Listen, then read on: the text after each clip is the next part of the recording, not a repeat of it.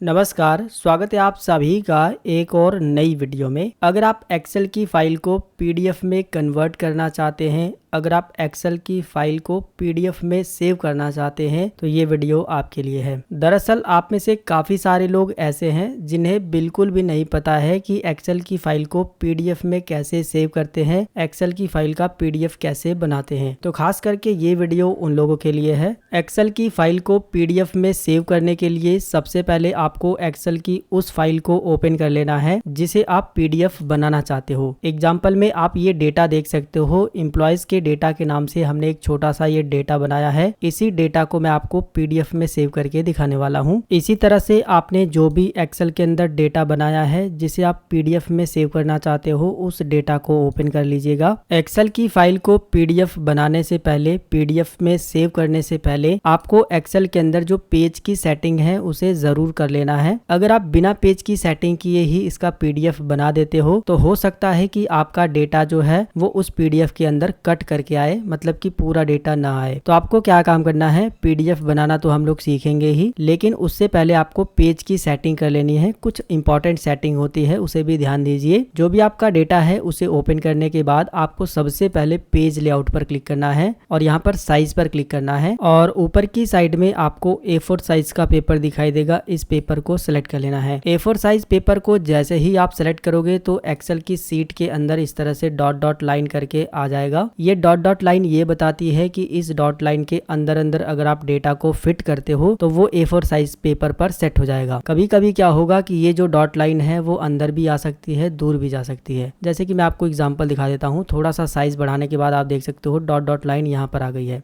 A4 size paper को choose करने के बाद अगर डॉट डॉट की जो लाइन है वो आपके डेटा के बीच में आ रही है और अगर आप इसी तरह से इसका पीडीएफ बना देते हो, मतलब कि पीडीएफ में सेव कर देते हो, तो ये जो डॉट डॉट लाइन के अंदर का हिस्सा है ये तो पूरा हिस्सा एक पेज पर पीडीएफ बन जाएगा और ये जो डॉट डॉट लाइन के बाहर का हिस्सा है ये एक पेज पर पीडीएफ बनेगा। मतलब कि ये पूरे डेटा का अलग अलग पीडीएफ बन जाएगा, जो कि काफी ज्यादा बेकार लगेगा। और यही चीजें मैं आपको शुरू से ही समझा रहा हूँ, इसी वजह से आपको पेज की सेटिंग करना जरूरी है। अगर मान के चलते हैं कि डॉट डॉट लाइन अंदर आ रही है तो इसको आप बाहर कैसे करोगे, थोड़ा सा ये भी समझिए। पहला तो तरीका ये है कि आप मार्जिन को थोड़ा सा कम कर लीजिए। मार्जिन पर क्लिक करोगे और नैरो मार्जिन को चूज कर दोगे तो ये जो डॉट डॉट लाइन वाला ऑप्शन आ रहा था ये थोड़ा सा बाहर चला जाएगा, मतलब कि मार्जिन जो है थोड़ी कम हो जाएगी, तो ये जो है ज्यादा एरिया कवर करेगा। अब जो है यहाँ तक भी डेटा रहेगा तो भी जो है A4 साइज पर प्रिंट हो जाएगा। फिलहाल हम इसे जो है नॉर्मल ही रहने देते हैं। दूसरा काम ये है कि आप पेज की ओरिएंटेशन को बदल सकते हो। पेज की ओरिएंटेशन पर क्लिक करोगे और इसे पोर्ट्रेट की बजाय जो है लैंडस्केप को चूज कर दोगे तो ज्यादा आपको जगह मिल जाएगी, जो कि आप देख सकते हो। अब आपको इतनी जगह मिल गई है। यहाँ पर डॉट डॉट लाइन दिखाई दे रहा है। यहाँ से लेकर के यहाँ तक अगर आप डेटा बनाते हो तो भी जो है A4 साइज पर वो सेट होगा। ओरिएंटेशन ऑप्शन तब हमारे ज्यादातर काम में आता है जब हमने ज्यादा हेडिंग बना ली है। मान लीजिए कि इतनी हेडिंग के अलावा आपने इधर भी हेडिंग बना ली है, तो उस कंडीशन में आपको ओरिएंटेशन पेज की सेटिंग करके ही इसे सेव करना होगा अगर आप एक पेज पे सेट करना चाहते हैं। तो मेरे ख्याल से आपको समझ आ गया होगा कि कब आपको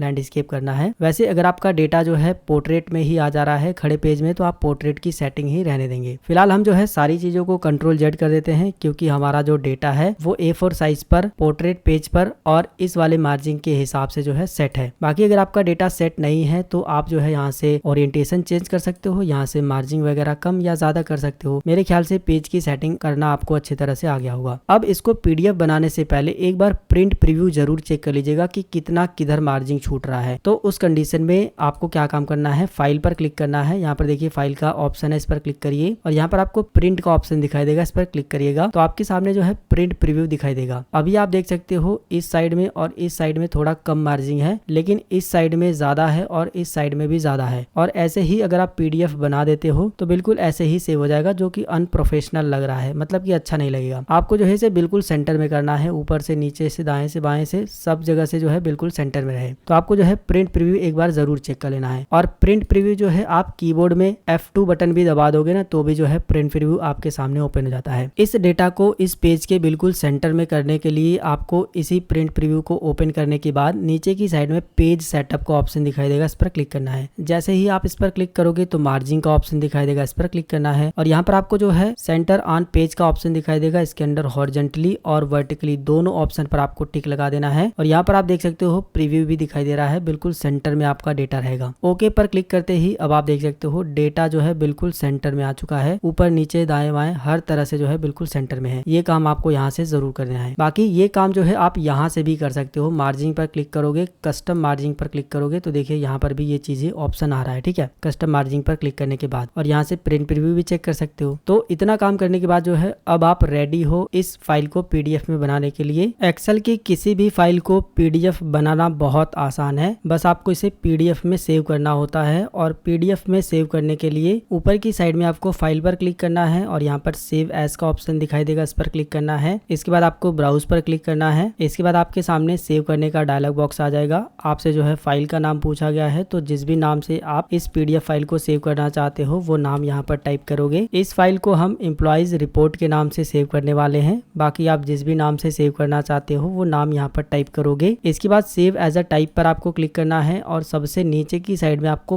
पीडीएफ का ऑप्शन दिखाई देगा, आपको पीडीएफ चूज कर लेना है। इसके बाद आपको लोकेशन बतानी है, आप इस पीडीएफ को किस लोकेशन पर सेव करना चाहते हो, तो हम डेस्कटॉप की लोकेशन बता देते हैं। बस इतना ही काम करना है। इसके बाद सेव पर क्लिक करना है। ये जो है फाइल पीडीएफ में सेव हो जाएगी डेस्कटॉप पर। अब मैं आपको यहाँ से मिनिमाइज करके उस पीडीएफ को ओपन करके दिखाता हूँ, जो कि आप यहाँ पर देख सकते हो डेस्कटॉप पे एम्प्लॉइज रिपोर्ट के नाम से ये पीडीएफ बन चुका है। और इस पीडीएफ को मैं डबल क्लिक करके आपको ओपन भी करके दिखा देता हूँ। यहाँ पर आप देख सकते हो सेम वही डेटा है और जिस तरह से हमने सेटिंग की है उसी तरह से सेटिंग करने के बाद ये डेटा जो है पीडीएफ में सेव हो गया है। तो दोस्तों बस यही काम करना होता है पीडीएफ में सेव करने के लिए। अगर आप एक्सेल की फाइल को पीडीएफ में सेव कर रहे हैं और आपके एक्सेल के अंदर पीडीएफ का ऑप्शन नहीं दिखाई दे रहा है, मतलब कि आप जो भी एक्सेल इस्तेमाल करते हैं उस एक्सेल के अंदर पीडीएफ का ऑप्शन नहीं है, तो उस कंडीशन में आपको इसे जो है एक्सेल वर्कबुक में ही सेव कर लेना है, कोई दिक्कत नहीं है। आपको जो है फाइल का नाम दे देना है। हम जो है फाइल को 111 के नाम से सेव कर लेते हैं डेस्कटॉप पर ही, ठीक है। आपको एक्सेल वर्कबुक में ही सेव कर लेना है, सेव पर क्लिक करना है। अगर आपके एक्सेल में पीडीएफ में सेव करने का ऑप्शन नहीं है तो उस कंडीशन में आपको ऑनलाइन गूगल का सहारा लेना होगा। आपको गूगल ओपन करना है और यहाँ पर जो है आपको एक्सेल टू